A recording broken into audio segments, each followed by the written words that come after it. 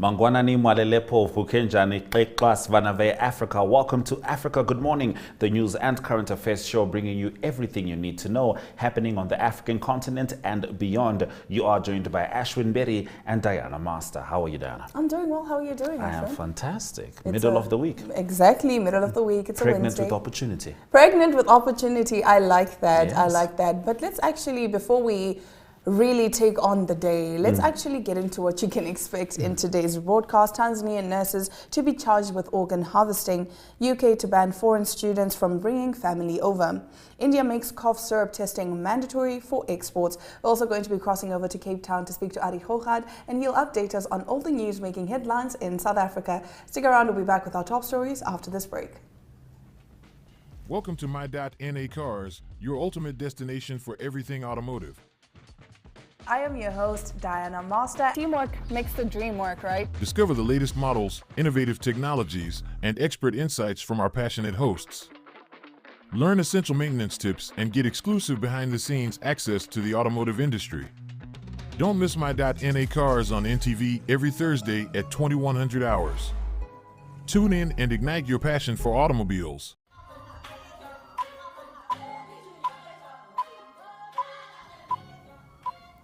Now we start off our top stories with a rather disturbing update. 4 nurses in Tanzania, Western Tabora region, are to be charged in court with harvesting the organs of baby twins, a regional official has said. A committee set up to investigate the incident found that the bodies of the prematurely born twins were mutilated after they had died. The mother found her baby's eyes gouged out and part of their skin peeled off from the forehead. Tabora Regional Commissioner Batilda Buriani said the nurses, who are under arrest, have been suspended from their duties. She said the organ harvesting was linked to witchcraft. The nurses misled the investigating committee by falsely claiming that the bodies were kept in the maternity ward when in fact they were found in the nurse's room, Ms. Buriani added. Rather disturbing. Now moving over, UK to ban foreign students from bringing family over. The United Kingdom is expected this week to announce restrictions preventing foreign students from bringing family members into the country. The move follows reports that net migration into the UK has hit 1 million, with Tory MPs asking Prime Minister Rishi Sunak to get a grip on the rocketing numbers. UK current immigration law permits dependents to accompany their spouses or parents who have a valid student visa. According to the report, UK ministers are expected to announce the immigration clampdown on Tuesday or Wednesday. The ban will affect all master's students and some other postgraduates, but it will not apply to PhD students who are highly skilled and whose courses last between 3 to 5 years. If implemented, the crackdown will affect many Nigerian students hoping to pursue their postgraduate studies in the UK, as they accounted for the highest increase in the number of dependents accompanying persons with study visas in 2022. Now, the Indian government has made it compulsory for cough syrup makers to get samples tested before exporting their products. Starting on the 1st of June, these companies will have to get a certificate of analysis from a government-approved laboratory.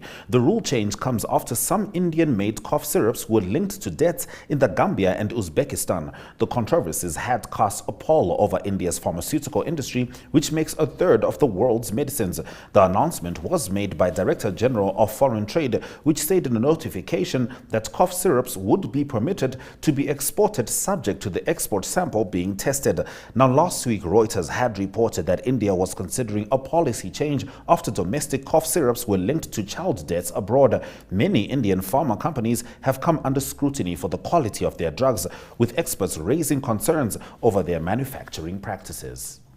Now, over 60,000 have fled to Chad from Sudan since the conflict started, and this is according to the UNHCR. Between 60,000 and 90,000 people have fled from Sudan to neighboring Chad since violence erupted last month, the UN Refugee Agency said on Monday. More than 250,000 people have crossed the borders to neighboring countries since the conflict broke out, with more expected to flee as the fighting continues. Almost 90% of new arrivals are women and children. Many have been sheltering under trees in makeshift shelters with very limited service, said UNHCR's Assistant High Commissioner for Operations Raouf Mazo after a 4-day visit to Chad. As the rainy season approaches, we urgently need to relocate new arrivals to the nearest refugee camps, he said in a statement issued in Jamena. The new arrivals have added to around 600,000 mostly Sudanese refugees already present in Chad after fleeing previous conflicts. Now, in the last of our top stories, the authorities in the Mozambican capital, Maputo, have said that all beaches in the city will be closed between 7 p.m. and 5 a.m. local time in order to combat crime. Increasing acts of violence, including rapes and murder in Maputo, especially at night and often on beaches, have prompted the measure. Leonor Matsumane, the municipal director of tourism, said for any activity beyond the time, a request must be submitted and a team assigned to monitor activities. The Costa do Sol Beach, a popular venue for swimming, parties and other social and sporting activities, will have a dedicated police post for better monitoring of compliance. That brings us to the end of our top stories on Africa Good Morning. Just now, we'll be talking to Ari Hohad, and the first question we'll be asking is South Africa hiding a secret relationship, or rather a secret commitment to Russia? Stay with us.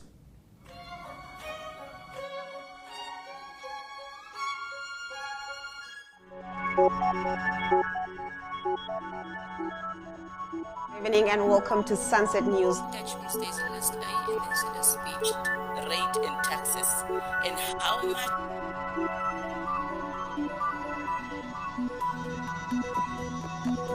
After the break, we take a look at the sports. We bring you economic indicators, tomorrow's weather and sports. I am Aina Raiza Kweo.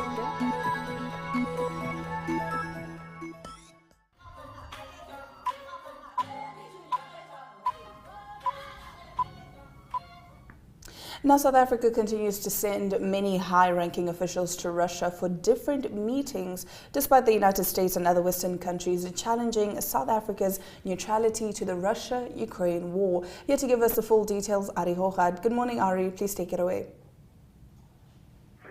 Yes, very good morning, everyone. Yes, that's the subject that keeps on coming up in South Africa. So for South Africa, it's a bit of a challenge because of BRICS. So the reality is there's the BRICS conference that's on their way later or in a few months' time, where the Russian President Vladimir Putin will be in South Africa, obviously. So that makes it difficult for South Africa to kind of continue to say and claim that they're neutral. It's been frustrating for the West and for the USA, and there's been statements made. The reality at the moment is there's been interaction. So that photo there is interaction with Navy practice that was training that was between Russia and China. That's well documented. And then the boat there, the red boat, that was what it's all about. And the frustration from sources were that was there any weapons that was loaded? That's the Minister of Defense, that is Minister Thandi Modise, and she said that the cargo manifest of the Lady R, the Russian boat, will remain classified. So I will not say what was loaded on or off, that remains classified. So at the moment, there's several people from South African government in Russia, and there's a few on their way as well, and it's mostly for military talks and also mostly to do with the BRICS situation coming up. It is difficult for South Africa to prove that they're neutral, but we must respect that there is a BRICS conference coming up. So that is something that they need to prepare for as well. Yes, of course, and one must always question the high horse on which America sets itself on. And now, Ari, every time we have these interviews, as much as I'm always expecting good news, I always find myself in increasingly needing more and more faith in our conversation being able to continue. Why? Because load shedding is still a very prevalent occurrence in South Africa. It's reality. Several times we have been disconnected, but it seems like the Western Cape province is taking steps away from Eskom. How's that possible? Yes, that's been possible, and the biggest reason is they've been purchasing energy in the open market. So that is available and trying to get from other sources energy on the grid. So it's been often happening when the country's on load shed stage 6, that Cape Town was on load shed 4. That's an example. That's a school in Cape Town. Their roof, they've got solar roofs. There's 41 schools already committed in the process. That's happening more and more in Cape Town. So schools and also other premises going onto the grid. That is the Premier Alan Winde. So the plan is there's a 12-year plan by the year 2035. It's a long time. They hopefully have it all in place. It's a long process to get all those documentations and all the legal areas in place for that. But at the moment, there's a 5-year and a 12-year plan. So we do experience it a little bit easier in Cape Town where I am. but South Africa definitely do still have a massive challenge with the energy. I suppose that the answer would be that similar to what the Western Cape are doing, that people take it onto themselves to purchase energy in the open market. All right, now, Ari, the Department of Health has raised concerns regarding the ongoing cholera outbreaks in the northern regions of South Africa. Please tell us about this. Yes, the risk that was communicated by the department is that there is a risk for it to continue to spread among neighboring countries. So it is neighboring countries, meaning Zimbabwe, Botswana, and Mozambique. But it is not only South Africa. There's 24 countries in the world at the moment affected.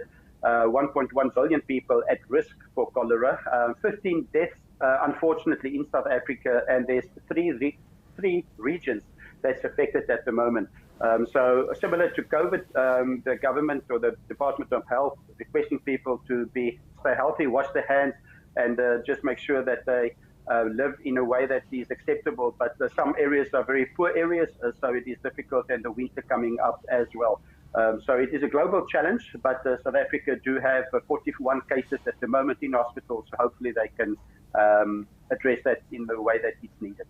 All right. It is very interesting how the way we socially had to meet COVID actually encompasses how we meet different outbreaks.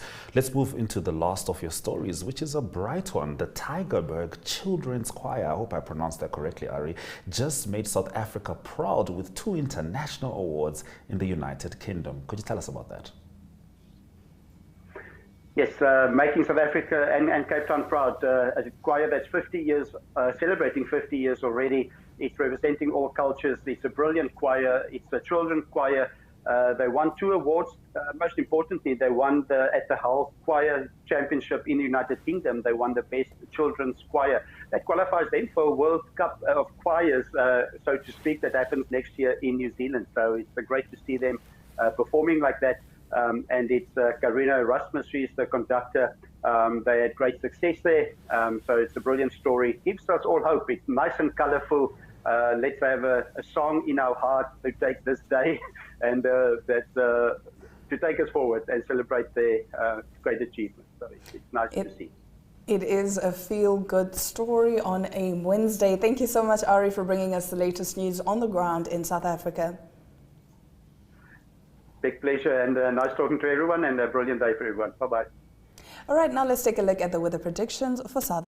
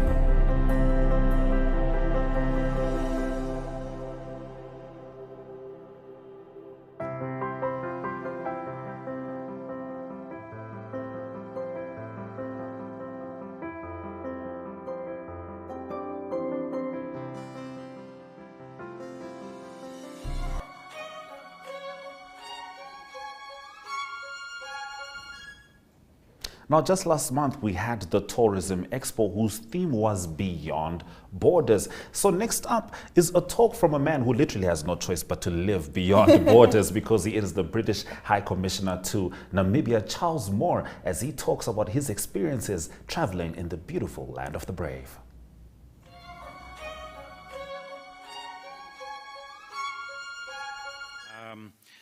Since I've been here in those 2 years, I mean, I've done 50,000 kilometers around the country. I've been to Etosha more than a dozen times. That's my probably weekend escape. Swakop and Walvish at least 10 times. Sossusvlei a few times. Waterberg, Popa Falls, Omaruru, Mount Etcho, Spitzkop, Cape Colony, Sandwich Harbour, Fish River, Quiver Tree Forest. Hoba meteorite, and then Harnas, Hardap, Von Bach, Durstenbroek, Harivo, Nankuse. So, you know, I'm trying to do as much as I possibly can to get to know the country. And it's a beautiful country. It's an absolute privilege to be able to drive around and to see so much in Namibia. And I do this mainly as a solo traveler. My family are in the UK. So I'm very happy just to get in the car, drive for 6 hours, crank up the rock music, and take a bottle of red wine and a fillet steak and self-cater somewhere. I haven't yet got into camping. I mean, that's a very Namibian thing, but I haven't really done much of the camping side. I tend to need a bed and a bathroom and a fridge, and then I'm happy as Larry. But I still want good service, and I still want to be welcomed wherever I go by people who are professional hospitality providers. You know, I go to Etosha for the wildlife. I don't go to Etosha for the accommodation. I go to Sossusvlei for the solitude of sitting on a sand dune at 6:30 in the morning. I'll go to Swakop for the seafood. I'll go to Sandwich Harbour for the views. I'll go everywhere for photography. So I take a lot of photographs of scenery, animals, wildlife, whatever. And generally I prefer to stay inside parks where possible. You know, inside Sossusvlei, inside Etosha, I find is better for me because that's what I'm there to do. So that's me as a tourist in Namibia. And I mean, over the past 2 years since I've been here, you know, I can honestly say that I've not had a bad experience or anything close to a bad experience. There's been a couple of places where I've thought, nah, I can't be bothered to go back there again. It's just not what I wanted or not what I was looking for. But the majority of places I would be very happy to go back to again and again. And so I'm going to talk about a little, that's about me and my tourism here. I'm trying to sort of generalize a little bit about Brits. British tourists, what they can expect when they come to Namibia, because I see quite a few of them as well. And let me tell you, before I came to Namibia as High Commissioner, I would tell people that I'm coming to Namibia, and I would have literally only 2 responses. One is, that's my favorite country in the world, and the other one is, where the hell's that? And so part of my job here is to reduce the number of where the hell that's when I speak to people from the UK. And that's working, I think, you know, and Namibia is itself doing a lot more over the past couple of years to promote itself. It's much more visible on the world stage. You've got some hugely exciting plans around oil and around green hydrogen, which is giving real visibility to Namibia, stepping out from South African shadows. People are coming here. Before COVID, we had something approaching 30,000 UK visitors a year, which is pretty good. I think we're about the 3rd highest number nationality of tourists.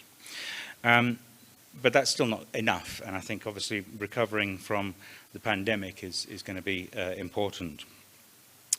So about Brits, you know, Brits basically want sun because we don't have sun in the UK. We just have clouds and rain. And so sun is obviously important to us. Namibia is not an obvious choice. It's never an obvious choice for the UK. Sometimes it's seen as a sort of specialist holiday. It's seen as a sort of niche holiday. Africa isn't promoted as a destination in the UK as much as Europe or Asia or the US, places that are far better known.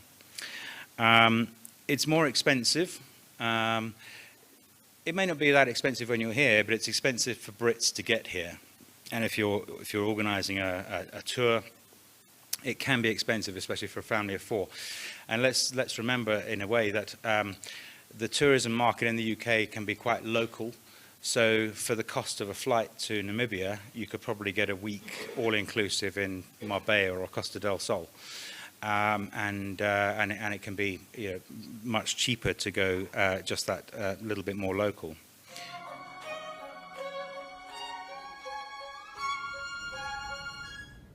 So if you've been paying attention to social media, there was recently a bit of a racial brouhaha which broke out with regards to Vinicius Jr., who experienced a lot of racism during a game in the Spanish La Liga. He was replied in tweets by the La Liga president, who apparently was defending La Liga, which is an interesting story in itself. But as of today, what we do know is several people have been charged. And just yesterday, they switched off the lights on the great Christ the Redeemer statue in solidarity with Vinicius Jr. But for some cogent sport news, here's Ari Hohad.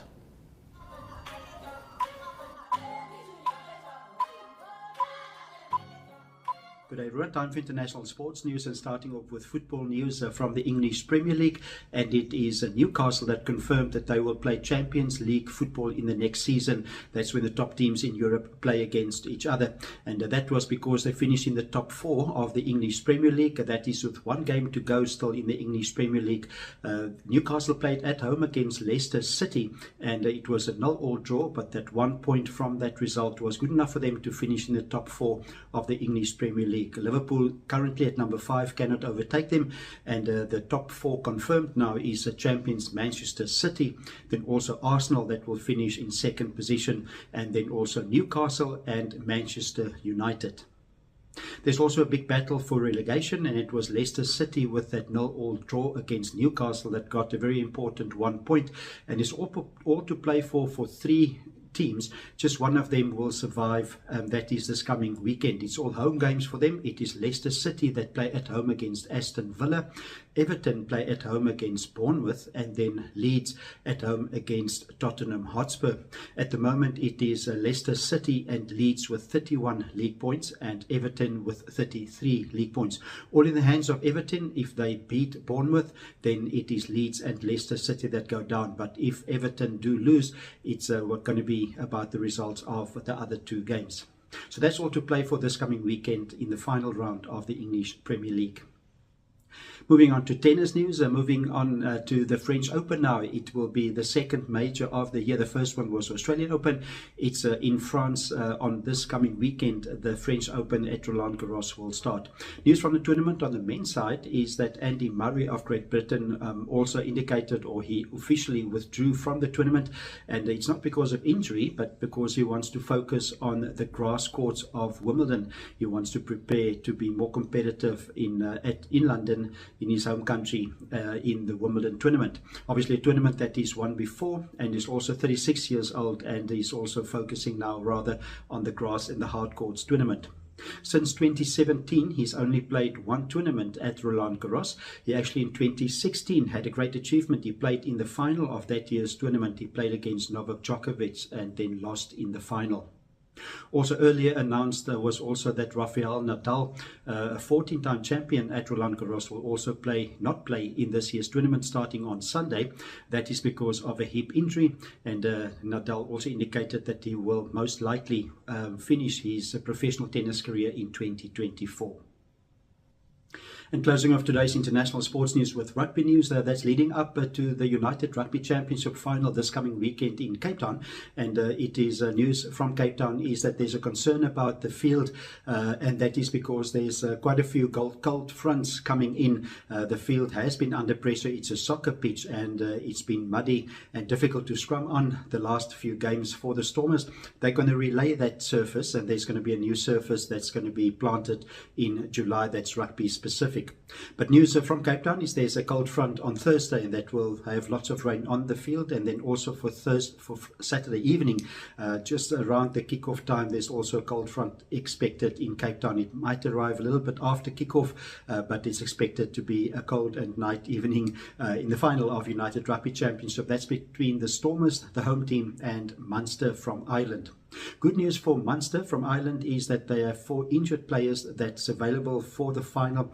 The 4 players didn't play in the semi-final against Leicester City. Those 4 are R.G. Snyman. He is a Springbok lock. He's playing for Munster. Then also Connor Murray, and also Malakai Fekitau and Kelvin Nash. On the Stormer side, there's 2 injuries, however. It is the utility back Sasha Feinberg and Komazula, and he's injured and he will probably miss the final because of a hand injury. And also Siabala Sanatla, the very fast wing for the Stormers. He also had a car accident a few weeks ago and he's still recovering from that. That's international sports news for now. Hope you have a great sport day and we talk again tomorrow. Goodbye.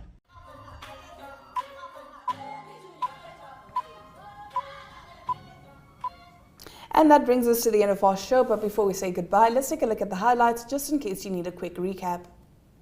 Tanzanian nurses to be charged with organ harvesting. UK to ban foreign students from bringing family over.